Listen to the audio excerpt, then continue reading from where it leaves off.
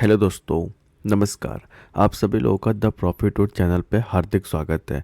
आज हम लोग बात करने वाले हैं कि इंट्राडे या ऑप्शन ट्रेडिंग के लिए डे के फॉर्म में कैसे हम लोग सपोर्ट एंड रेजिस्टेंस का ड्रॉ करके एक अच्छा प्रॉफिट जनरेट कर सकते हो। काफ़ी लोगों को ये चीज़ पता नहीं होता, ये क्लियर नहीं होता कि support and resistance day form में कैसे अब ड्रॉ करना चाहिए। तो इस टॉपिक में हम लोग डिटेल में डिस्कस करेंगे कि एक आप सपोर्ट एंड रेजिस्टेंस का ड्रॉ करके आप मार्केट में एक अच्छा प्रॉफिट जनरेट कर सकते हो। इसके लिए आपको टाइम फ्रेम का भी कॉन्फिडेंस होना बहुत ज़रूरी है कि टाइम फ्रेम किस टाइम पे आपको सपोर्ट एंड रेजिस्टेंस ड्रॉ करना है इंट्राडे के पॉइंट ऑफ व्यू से। क्या टाइम पे ड्रॉ करने के बाद किस टाइम फ्रेम पे आपको देखना पड़ेगा, 15 मिनट या 5 मिनट या 1 मिनट में आपको चार्ट देखना है, जिसमें आपको क्या क्लेरिफाई होना चाहिए, जिसके बाद आप ट्रेड करोगे तो आपके प्रॉफिट होने के चांसेस बहुत ज़्यादा बढ़ जाते हैं और वहाँ पे लॉसेस आपके बहुत छोटे होंगे। तो इस पॉइंट को हम लोग डिटेल में डिस्कस करने वाले हैं। इससे पहले मैं आपको बता दूँ, अगर आप हमारे चैनल पर पहली बार विजिट किए हो तो हमारे चैनल को सब्सक्राइब करें, जिनसे आपको काफ़ी नॉलेज प्रोवाइड होगी। कल मैंने एक लेटेस्ट टॉपिक अपडेट किया था जिसमें आपको एक पॉइंट बताया था क्यों मार्केट में 90% ट्रेडर ऑप्शन बाइंग में लॉस करते हैं। उसके पीछे की क्या क्या पॉइंट है, सारे टॉपिक इस पॉइंट पे कवर किया था। डिस्क्रिप्शन में लिंक है जिनसे आप इस वीडियो को भी विजिट कर सकते हैं। आइए अपने टॉपिक पे आते हैं। सिंपल से आप देख सकते हो कि मार्केट में सपोर्ट रेजिस्टेंस का ड्रॉ करना बहुत ज़रूरी है। लास्ट वीडियो में मैंने आपको बताया था सपोर्ट रेजिस्टेंस ड्रॉ कैसे करते हैं, स्विंग ट्रेडिंग के पॉइंट ऑफ व्यू से, ऑप्शन ट्रेडिंग के पॉइंट ऑफ व्यू, सारे पॉइंट मैंने डिटेल में बताए थे। बट आज मैं स्पेशली बताने वाला हूँ कि सपोर्ट रेजिस्टेंस इंट्राडे के फॉर्म में कैसे, आप किसी स्टॉक में अगर इंट्राडे करते हो तो कैसे ड्रॉ करना चाहिए, ऑप्शन ट्रेडिंग कर रहे हो तो कैसे ड्रॉ बैक करना चाहिए, इस चार्ट को कैसे स्टडी के साथ आप पढ़ सकते हो। इस चीज़ के लिए आज हम लोग डिटेल में डिस्कस करने वाले हैं। सबसे इंपॉर्टेंट बात, अगर आप इंट्राडे ट्रेडर हो, इंट्राडे में अगर आप ट्रेडिंग करते हो, ऑप्शन ट्रेडिंग करते हो या इंट्राडे स्टॉक्स ट्रेडिंग करते हो, तो सबसे पहले आपको क्या करना है कि आपका जो टाइम फ्रेम है, इस टाइम फ्रेम को 1 आवर के चार्ट में कर देनी है। ठीक है, 1 आवर के चार्ट में करने के बाद आपको सिंपली देख सकते हो कि काफ़ी चीज़ें क्लेरिफाई नहीं होती, कहाँ सपोर्ट है आपका देखने को मिल रहा है, कहाँ रेजिस्टेंस देखने को मिल रहा है। तो आपको बेसिक सा रूल फॉलो करना है। आप ये देखो बड़े कैंडल कहाँ फॉर्म हो रहे हैं, कहाँ से आपको बड़ी जंप देखने को मिली और कहाँ से आपको बड़ी गिरावट देखने को मिल रही है। जिस पॉइंट से आपको जंप देखने को मिल रही है वहाँ से आपको सपोर्ट एंड रेजिस्टेंस ड्रॉ करना है। एग्जांपल का पॉइंट अभी से आप इस पॉइंट को समझो कि जैसे आप देख सकते हो कि इस कैंडल के पास से बहुत अच्छी तेज़ी आपको देखने को मिली है। तो हमारे लिए इस कैंडल का जो लो होगा, ठीक है, हम यहाँ पे एक सिंपल से मार्क कर लेंगे, एक सपोर्ट मार्क कर लेंगे। ठीक है, आप सिंपल से देख सकते हो कि इस सपोर्ट के पास से आपको जब भी इस रेंज के पास मार्केट देखने को मिलेंगे तो आप मल्टीपल्स टाइम चाहो तो वहाँ से बाय करोगे।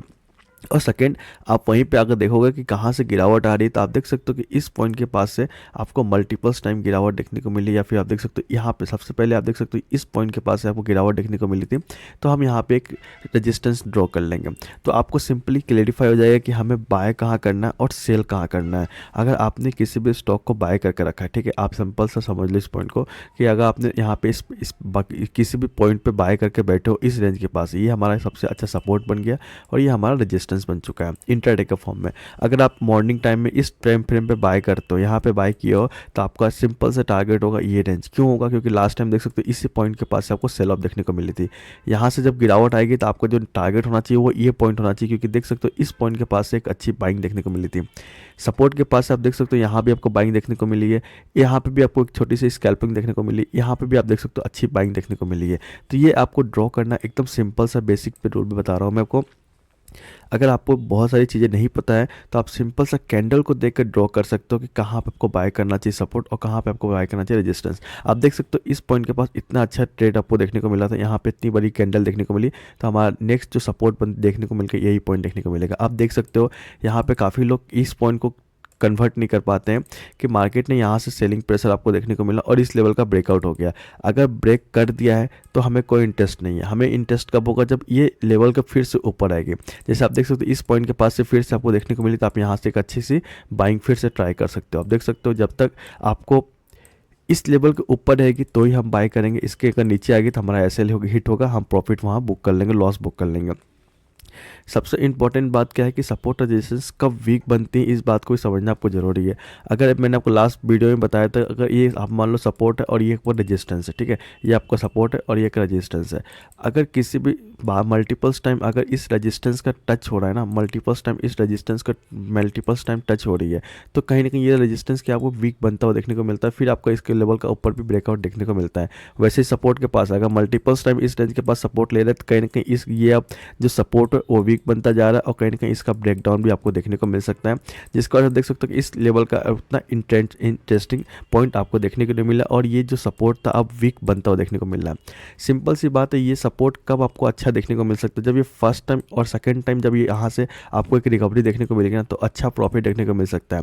मैक्सिमम आप 3 टाइम तक उस सपोर्ट का यूटिलाइज कर सकते हो। अगर 3 टाइम से मैक्सिमम ज़्यादा हो रहा है तो आप उस सपोर्ट को अवॉइड कर सकते हो, क्योंकि आप वो सपोर्ट कहीं ना कहीं वीक बनता हुआ देखने को मिल रहा है। ठीक है, तो आपको पहले क्या करना है, 1 घंटे के टाइम फ्रेम पे आपको ये पॉइंट को फॉलो करना है। आप सिंपल देख सकते हो इस रेंज के पास से रेजिस्टेंस का भी यहाँ इस पॉइंट से मल्टीपल्स टाइम आपको गिरावट देखने को मिल रही थी। आप एक बात नोटिस करके रख सकते हो कि इस लेवल का जैसे ब्रेकआउट हुआ तो हमारे लिए सबसे इंपॉर्टेंट पॉइंट क्या था, ये रेंज। यहाँ पे आप देख सकते हो ये रेंज के पास, यहाँ पे आपको क्या पॉइंट देखने को मिल रहा है, जैसे ही आपको इस स्टॉक में तेजी देखने को मिली थी, इस लेवल का ब्रेकआउट हुआ। ब्रेकआउट के बाद कहीं ना कहीं मार्केट इस रेंज सपोर्ट के पास से बाइंग मल्टीपल्स टाइम सपोर्ट ले रही थी, तो हमारे लिए ये एक नया सपोर्ट बनता हुआ देखने को मिल रहा है। अगर मार्केट इसके ऊपर आती तो हम बाय करेंगे, अगर इसके नीचे आती तो सेल करेंगे। सिंपल देख सकते हो इसके नीचे आई थी, हम सेल किए। यहाँ पे आप देख सकते हो कि इस पॉइंट के पास आपको नीचे देखने को मिला, हमने सेल किया। सेल करके आपको एक पॉइंट क्लियर हो जाएगा कि क्या स्ट्रेटजी होनी चाहिए। आप सिंपल यहाँ पे देख सकते हो मार्केट इस पॉइंट से ऊपर आपको जाते हुए देखने को मिली है। ऊपर जाने के बाद मार्केट ने यहाँ पे काफ़ी टाइम स्पेंड किया। मैंने आपको क्या बताया, अगर इसके नीचे आएगी तो हम सिंपल प्लान करेंगे सेल करने का, और मार्केट इसके ऊपर रहेगी तो हम बाय करने का प्लान करेंगे। आप देख सकते हो मार्केट इसके नीचे है तो हम बिंदास इस स्टॉक को सेल करके बिंदास होल्ड करके रख सकते हो। आप ये पॉइंट किसी भी स्टॉक में भी प्लान कर सकते हो।